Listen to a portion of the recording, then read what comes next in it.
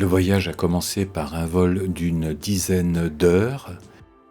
Nous sommes arrivés à Windhoek vers 9 heures du matin et nous avons été reçus par Nicolas.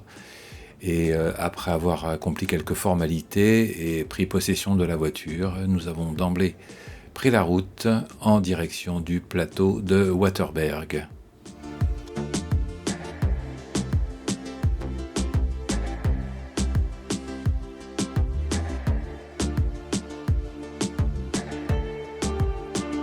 La boucle a été parcourue en 10 étapes.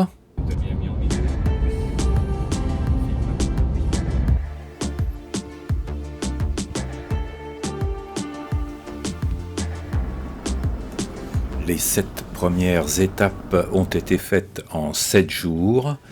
Nous avons beaucoup roulé, tantôt sur une route asphaltée, mais le plus souvent sur des pistes dont l'état était plus ou moins bon. Et nous avons connu le problème d'une crevaison.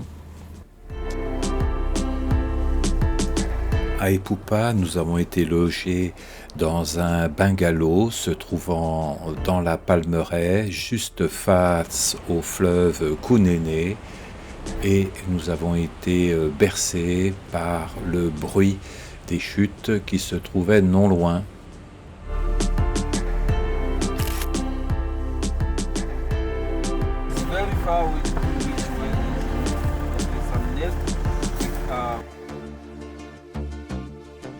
Nous avons rencontré une petite tempête de sable sur la route qui nous ramenait de Walvis Bay à Swakopmund.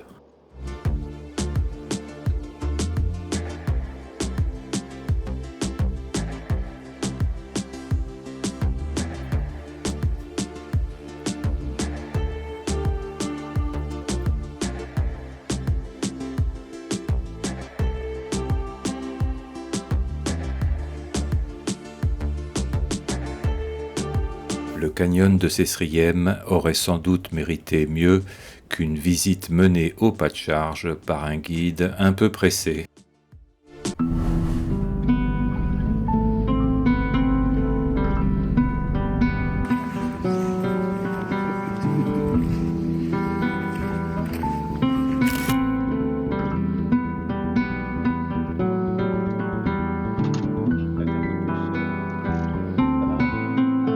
Les dunes de Sossusvlei ont un nom ou un numéro et certaines d'entre elles peuvent être gravies comme la dune 45.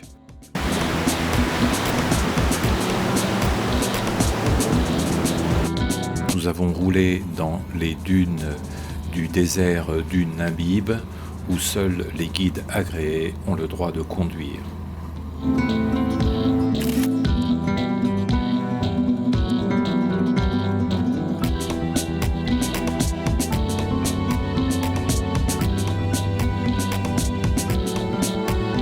Le Jetty Restaurant peut être recommandé à tous les touristes transitant par Swakopmund.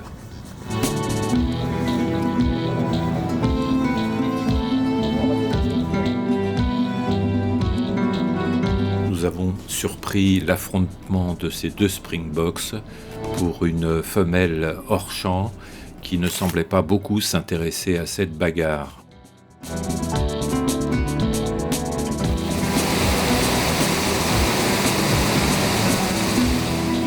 Malgré une recherche minutieuse, notre guide n'a pas pu trouver le lion qu'il nous avait promis.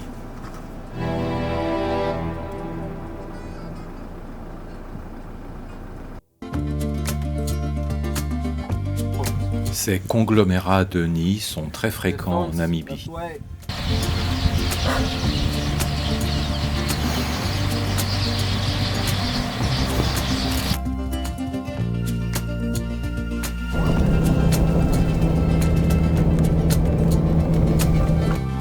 Quand Véronique s'amuse à descendre la dune 45.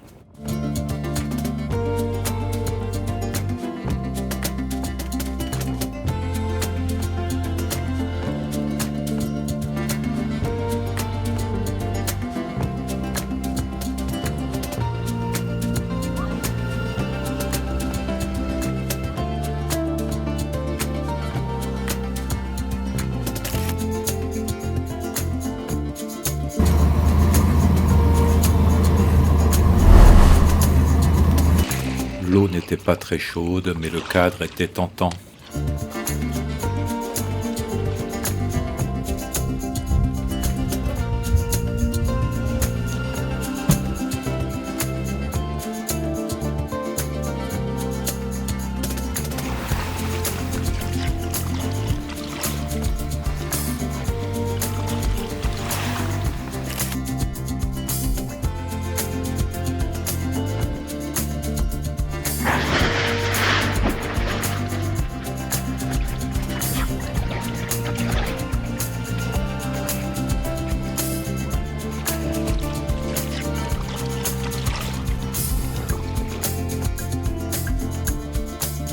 On ne pensait pas boire un excellent Merlot 2017 en Namibie.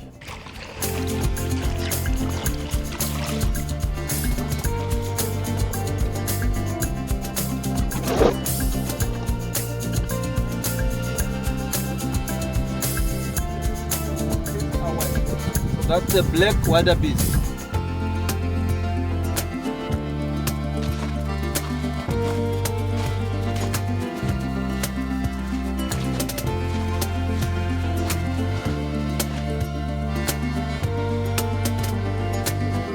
Nous avons souvent eu l'opportunité de dîner en terrasse.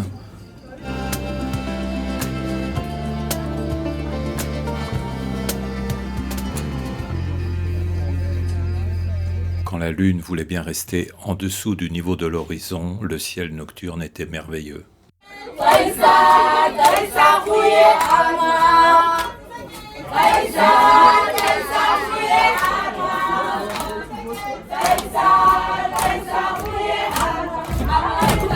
Amalula, Amalula.